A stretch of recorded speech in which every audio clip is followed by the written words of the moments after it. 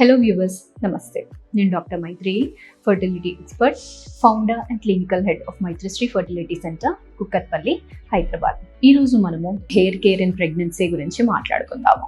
చాలా మందికి ఇవి కొన్ని ట్రీట్మెంట్స్ అనేవి తీసుకుంటుంటారు. సో అటువంటి ట్రీట్మెంట్స్ అనేవి ప్రెగ్నెన్సీలో తీసుకోవచ్చా లేదా, ఇలాంటి విషయాల గురించి మనం ఈరోజు తెలుసుకుందాము.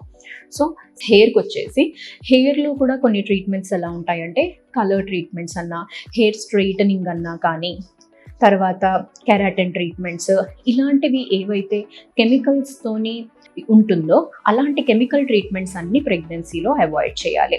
ఎందుకంటే బేబీ ఫార్మేషన్ అప్పుడు అవి అబ్జర్బ్ అయ్యే ఛాన్సెస్ అనేవి ఉంటాయి. తర్వాత వచ్చేసి నార్మల్గా హెయిర్ స్పా లాంటివి చేసుకోవచ్చా అంటే, హెయిర్ స్పా అనేది పెద్ద ఎఫెక్ట్ ఏమీ ఉండదు. ఎందుకంటే దాంట్లో మనకి ఎక్కువగా కెమికల్ ట్రీట్మెంట్ అనేది ఉండదు కాబట్టి అలాంటి ట్రీట్మెంట్స్ అనేవి మీరు చేసుకోవచ్చు.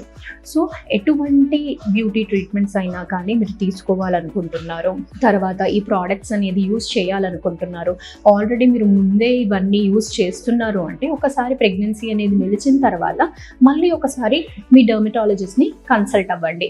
ఇవన్నీ అసలు ఇప్పుడు యూజ్ చేయొచ్చా లేదా, ఇన్ కేస్ రెజ్యూమ్ అవ్వాలి అంటే మళ్ళీ ఎప్పటి నుంచి వాటిని వాడుకోవచ్చు అని. వితౌట్ ఎనీ మానిటరింగ్, అసలు మానిటరింగ్ లేకుండా ఓవర్ ది కౌంటర్ మెడికేషన్ మాత్రము ఓరల్ అయినా కానీ, టాపికల్ అప్లికేషన్స్ అయినా కానీ ఎప్పటికీ అనేది యూజ్ చేయొద్దు. ఎందుకంటే దానితోని మీకు ఎటువంటి సైడ్ ఎఫెక్ట్స్ ఉంటాయి అనేది అప్పుడే తెలియదు. డౌన్ ద లైన్ ఏమన్నా ఎఫెక్ట్ ఉంది అంటే ప్రాబ్లం అవుతుంది. సో ఎప్పుడైనా డాక్టర్ కన్సల్టేషన్తోనే మీరు ఇటువంటి ప్రోడక్ట్స్ అనేది యూజ్ చేసుకుంటే ఐడియల్ అండి. Thank you.